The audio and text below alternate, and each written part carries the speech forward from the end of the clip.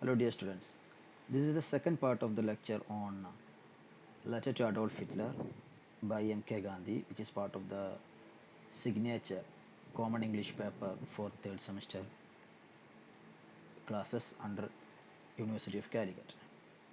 So in the previous video lecture we have discussed that the way in which Gandhi started his letter to Adolf Hitler, one of the most dangerous personality ever lived, the proponent of Nazism. So Gandhi was actually requesting him to move away from the path of war or killing innocent people, and Gandhi was asking him to follow the effective method put forth by Gandhi in the struggle for Indian independence, which are characterized by non-violent non-cooperation movement. So Gandhi says that we want to get independence from the British rule, but we will never ask the help of Germans, even though Germans are on the uh, opposing side of Britain in the Second World War. So even though we want to attain freedom or independence from the barbaric rule of Britain, we will never ask the aid or help of Germans, because Gandhi and Indians consider both Nazism as well as British imperialism as equally damaging to the humankind. So Gandhi says that we would never wish to end the British rule with German aid. We have found in non-violence a force which, if organized, can without doubt match itself against a combination of all the most violent forces in the world. And he says that we have been using non-violence as an effective tool to fight British imperialism, and we have found that, we have understood that non-violence is the most effective method of fighting the entire European or entire colonial forces if it is implemented effectively. So non-violent struggle has more power compared to the destructive powers of the entire colonial countries. So in non-violent technique, as I have said, there is no such thing as defeat. Gandhi says in non-violence or in non-violent technique of or in non-violent method of resistance or struggle for independence, there is nothing called defeat. Defeat never happens in non-violent struggle. It is not like having a bloody fight. The method is completely different from having a bloody war or bloody fight. We don't believe in shedding the blood of innocent people. So there is nothing like defeat in a non-violent struggle. So in non-violent technique, as I have said, there is no such thing as defeat. It is all do or die without killing or hurting other people. Okay, non-violence is a do or die thing, but we never kill or hurt anybody in the non-violent struggle. It can be used practically without money for most of the wars, especially World War First and World War Second. World countries or countries who were part of those world wars had to spend a lot of money for the success of their group or sect. But in non-violent struggle, it can be used practically without money. There is no need of money. There is no need of spending so much money on buying arms, buying different things that are needed for war. No such thing is needed in the case of non-violent struggle. And obviously without the aid of science of destruction, which you have brought to such perfection. Okay, science of destruction, for example, atomic bomb, and other techniques which are actually developed with the aid of science, but used for destructing human beings or killing or hurting human beings. So in non-violent technique, there is no use of spending money for killing people. There is no need of using science and the science of destruction or weapons for killing innocent people. It is a marvel to me that you do not see that it is nobody's monopoly. Okay, Gandhi says that It is nobody's monopoly. Having so much money and having so much weapons is nobody's monopoly. Monopoly means kuttaga avakasham. He means that today you are powerful. Today Germany is powerful. But in the next, after some years, you will be powerless and other countries will emerge as powerful. That is what actually happened in the history of world, right? Germany was the most powerful country at the beginning of World War II. Almost every countries, were afraid of fighting against Germany. What happened after World War II? Germany and their Nazi rule was completely destroyed by the opponents, and slowly America and Russia, USSR became the most powerful countries in the world. And after that, after Cold War and all, USSR got disintegrated, and USA, United States of America, became the most powerful country in the world. They are continuing to be the most powerful country in the world even today. So having money, having so much money and having so much weapon is nobody's monopoly. അത് ആരുടെയും സ്ഥായിയായ ഒരു കുത്തകയല്ല. If not the British, some other power will certainly improve upon your method and beat you with your own weapon. Okay, you are having so much weapon now. Germany is having so much weapons. That's true, but maybe sometimes Britain or any other countries who can have more weapons, they can easily beat you. Okay, they may use your own weapons, they may buy weapons from you and beat you. So all these things can happen in the world. So this is not something really great. So you avoid all these things and try the method of non-violence. Be a good human being. That's what Gandhi is suggesting. So you are leaving no legacy to your people of which they would feel proud. Okay, you are leaving no legacy to your people that they will feel proud of you. Okay, you will die someday, but your people, those people who come after you, they will never tell great things about you, because they will never be proud of what you have done, because you are killing innocent people. How can somebody who believe in humanity be proud of what you are doing? So don't do this kind of thing. നിങ്ങളെ ശേഷം വരുന്ന ആളുകൾക്ക് അഭിമാനിക്കാൻ ഒരു വകയില്ലാത്ത കാര്യങ്ങളാണ് നിങ്ങൾ ചെയ്യുന്നത്. അവരൊക്കെ അപമാനിതരാവും ഞങ്ങളുടെ മുൻപത്തെ ഭരണാധികാരികൾ ഇങ്ങനെയായിരുന്നു എന്ന് പറഞ്ഞിട്ട്. So don't do anything like that. You are leaving no legacy to your own people of which they would feel proud. They cannot take pride in a recital of cruel deed, however skillfully planned. However skillfully you are killing innocent people, nobody can take pride in that. ആർക്കും അതിൽ അഭിമാനിക്കാൻ കഴിയില്ല. ഞങ്ങളെ ഭരണാധികാരി കുറേ മനുഷ്യരെ അടിപൊളിയായി കൊന്നിട്ടുണ്ട് എന്ന് പറഞ്ഞാൽ ആർക്കും അഭിമാനിക്കാൻ കഴിയുന്നില്ലല്ലോ. That's what he is suggesting.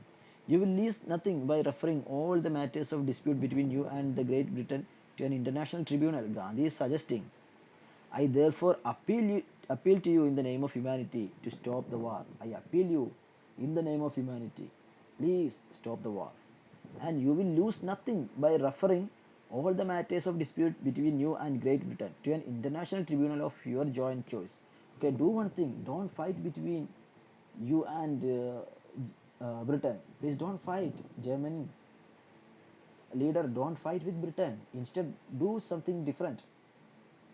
Both the parties, Germany and Britain, you please find an appropriate tribunal body where you can sit together and discuss and sort out all the problems.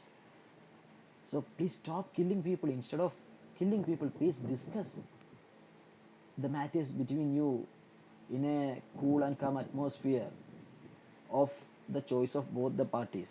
Okay, find a place, find a group, find a committee where both Germany and Britain can agree upon and sit together and discuss the differences between and be happy, so that you can avoid killing innocent people.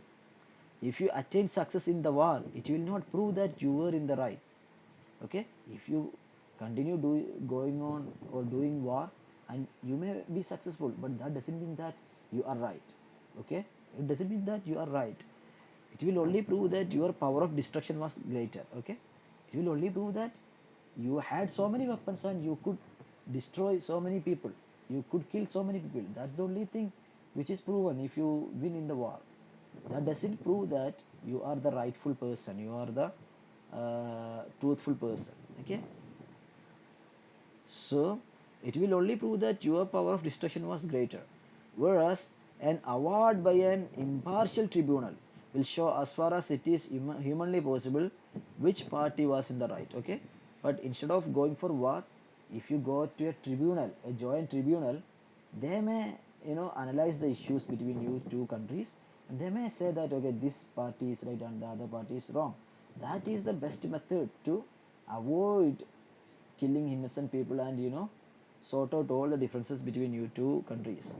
So whereas an award by an impartial tribunal will show as far as it is humanly possible which party was in the right. So you know that not long ago I made an appeal to every Briton to accept my method of non-violent resistance. Okay, some years back I appealed to the British people to accept the method of non-violent resistance. Don't go for fighting, don't go for war.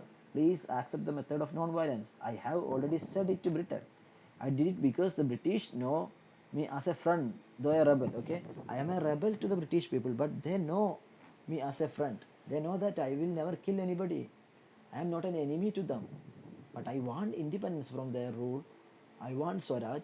So I have already requested them, please stop killing Indian people. Okay, do non-violent methods, do accept non-violent method. This is what I have already asked my British people. They know me as a friend. They know that I am a rebel. I am fighting against British for the freedom of India, for the independence of India. I am fighting against British. They know that, but they also know that I am not a enemy. So I have already made an appeal to them. I am stranger to you and your people. I am stranger to you and your people. Okay, I have already made this appeal to British people because they know me.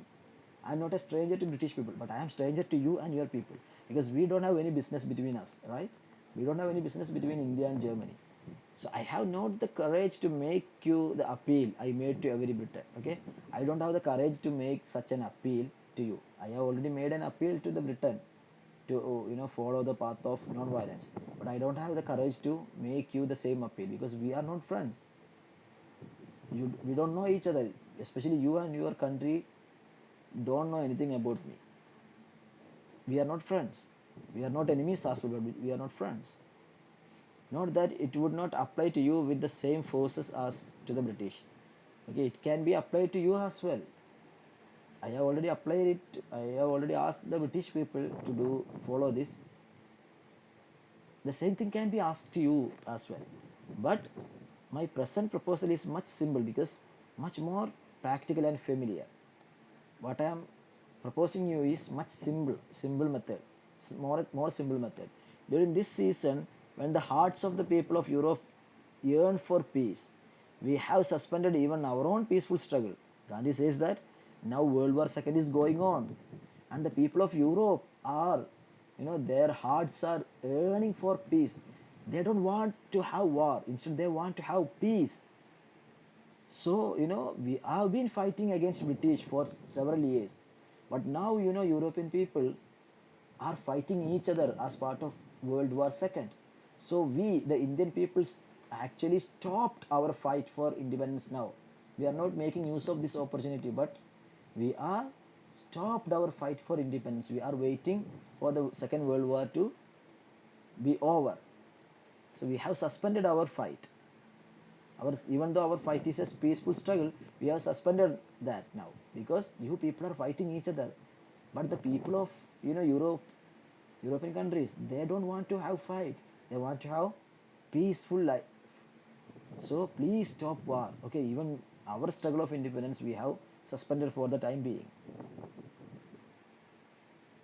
So is it too much to ask you to make an effort for peace during a time which may mean nothing to you personally, but which must mean much to the millions of Europeans whose dumb cry for peace I hear?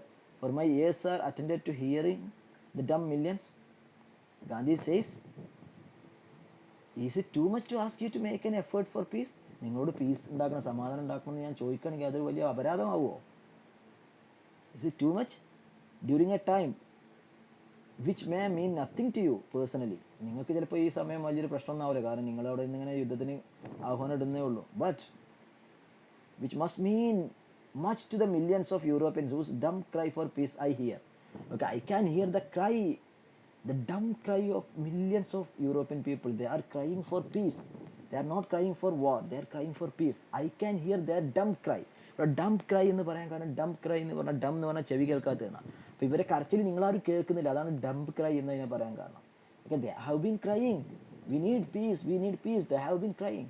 But you people, you rulers of European countries, you are not listening to their cry. But I can listen to this because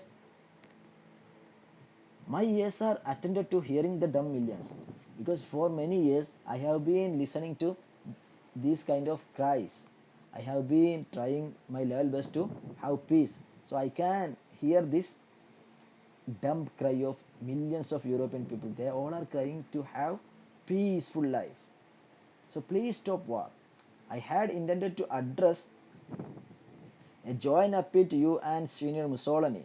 Actually, I wanted to address, I wanted to send this letter as a joint request to you as well as Mr. Mussolini, whom I had the privilege of meeting when I was in Rome during my visit to England as a delegate to the Round Table Conference. Okay, you are familiar with Mussolini, I'm sure.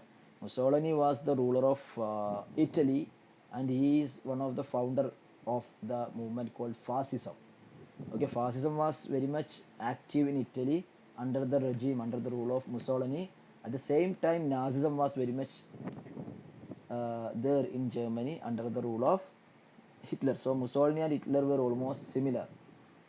They were very close friends as well. So Gandhi says that I wanted to send the same letter to Mr. Mussolini as well, and I had an opportunity to meet him when I went to Rome as part of my visit to England for the Round Table Conference. Okay, we know that Gandhi went to England for having a Round Table Conference for the European people, especially for the British people. Then after the Round Table Conference, Gandhi went to Rome, where he got a chance to meet and talk to Mr. Mussolini, the fascist leader of Italy of that time. So I hope that he will take this as addressed to him also with the necessary changes. Okay, and Gandhi says that I hope that Mussolini will take this letter as addressed to him as well with some necessary changes, because Gandhi used Germany and Mr. Hitler in many of the places in this letter.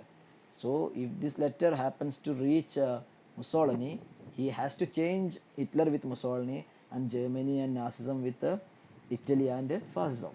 So Gandhi hopes that this letter will reach him also. I am your sincere friend, M.K. Gandhi. That's how he ends the letter. So we know that this letter actually didn't reach either Hitler or Mussolini. He wanted to reach this letter to Mr. Hitler as well as Mussolini, but it didn't happen because British people didn't let this letter go outside India, because they were afraid that Gandhi is seeking help from Germany, because Germany was on the other side of, or Germany were the opponents of Britain during the World War II. So they actually forfeited this letter and they kept it with them. The British people didn't let this letter reach Hitler.